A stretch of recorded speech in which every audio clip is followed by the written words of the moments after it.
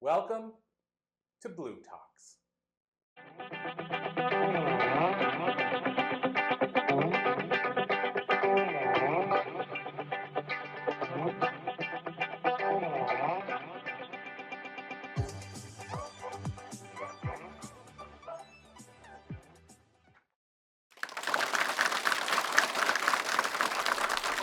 Hi, thank you so much.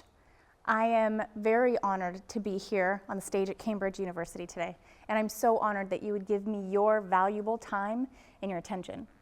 Today we're going to talk about the value and the weight of your potential. But before we do that, let's talk about power first. What do you think about when you think about the word power? Have you ever known anybody that was just like, dang, they are powerful, wow. The way they embody that power, it's amazing, it's inspirational. Have you ever thought about it with you, about yourself? If you haven't, I'm telling you right now you are. And I'm going to explain to you why. Let's redefine potential though. It's not something that you do. It's what you become. Through the process of evolution, that your blueprint that's already inside you, it wants you to become this. It wants you to embody this. And when we do, we reach our optimal potential and we effectively step into our power, which is rightfully yours. It's already there inside you right now. So Albert Einstein liked to do thought experiments, and I'd really like for you to do one with me. What if, on the day you were born, people all over the world were praying for something specific, something that we needed more of in the world? And when you were born, those prayers, they were taken and they were put inside you as a spark, something special, something very specific, only you bring to this world. And it was absolutely necessary. I call it your I am energy. Because when you evolve, that's exactly what you become. However, it's usually covered. We don't see it clearly. We feel it. It's like it's always there.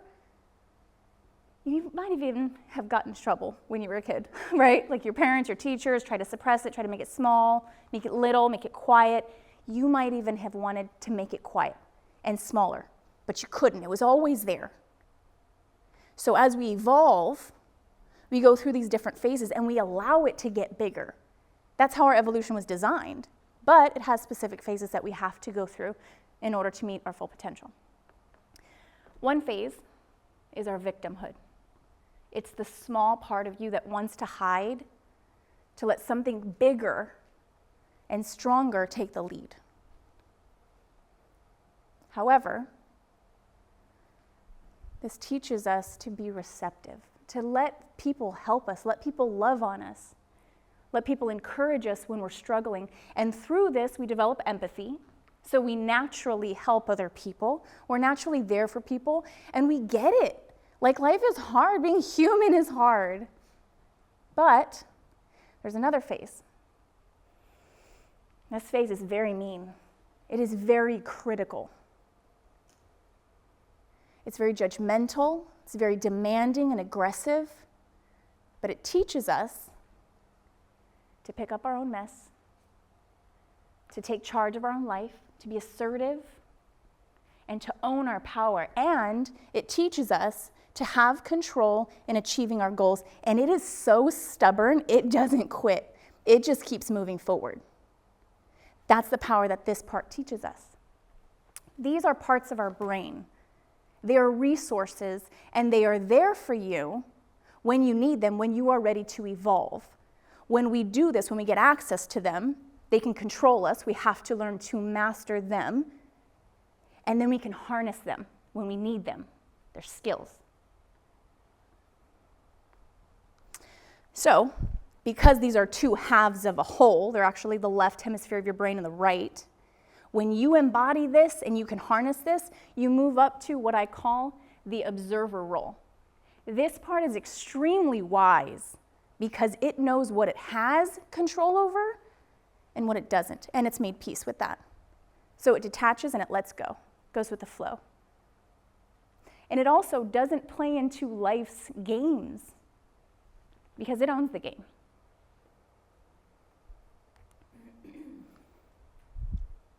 We're going to switch roles. We're going to switch gears for just a second. I'd like for you, if you feel comfortable, go ahead and close your eyes. Take a couple really long, slow, deep breaths. And I'd like for you to visualize yourself 10 years from now. All your limitations, all your wounds, they're gone. You've evolved past them. And I'd like for you to invite your I am energy to surface now. Visualize it as a white light surrounding your future self. Now I'd like for you to walk up to your future self, and I'd like for you to ask it to merge with you.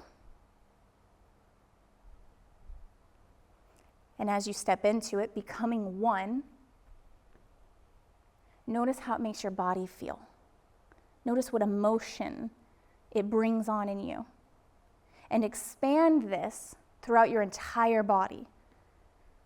Down your arms, down your legs, and let it radiate outside you. Let it fill this room,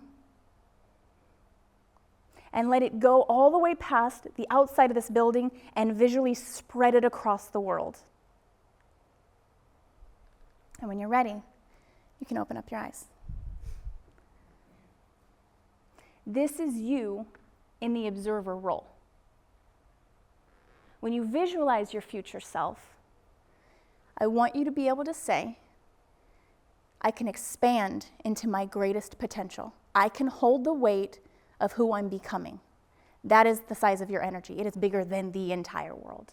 And you have it inside you right now. So what does it take to evolve through these phases?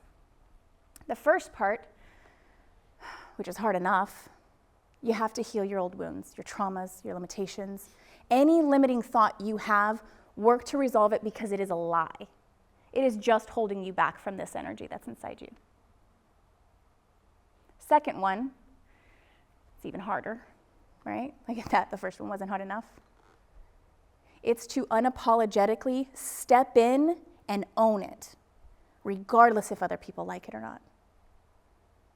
Because some people will not like it. They will try intentionally to make it small because they haven't evolved themselves. That's okay. That's okay. A woman who is in her authentic power, and I don't mean dominant and aggressive and controlling, that's fear-based, but I mean you evolving into who you authentically are. Our feminine power is extremely powerful. The electromagnetic frequency of a woman, it's huge because the connectivity to the right hemisphere of our brain. We are biologically wired for this. I've heard a lot of people say, women are too much. We feel too much emotions, they're too big, right? Anybody ever hear that? It's common. What we don't know and what they don't know is that according to the nervous system, emotional connectivity is awareness. It is the same thing. It is your potential to identify details. Our nervous system is built to identify subconscious intentions and subtle energies all the way around us. Do not block this power. Own it.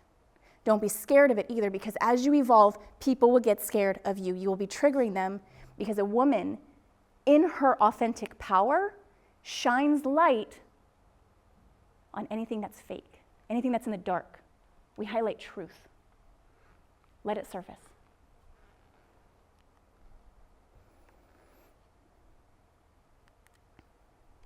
So what is the impact of your personal awakening? When you stop resisting this and you just step into it and you own it, well, you're going to start noticing the surrounding area.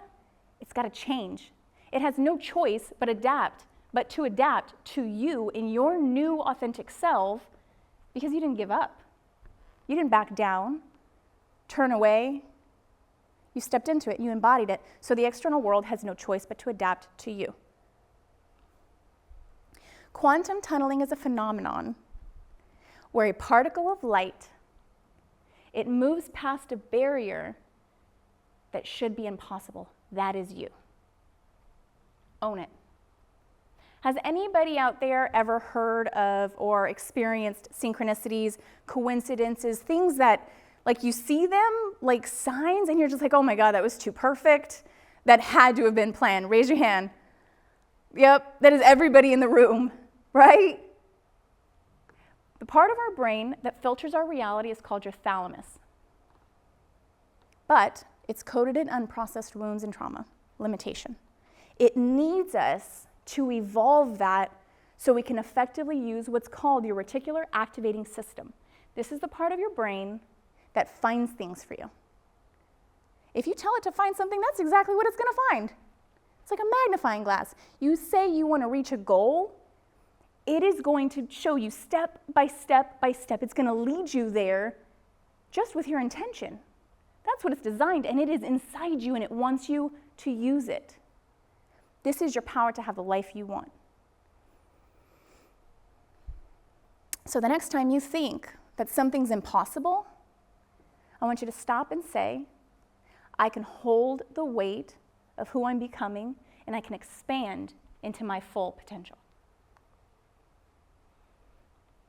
Your next steps are not to do more. They're just to embody who you authentically are at the root, at your core.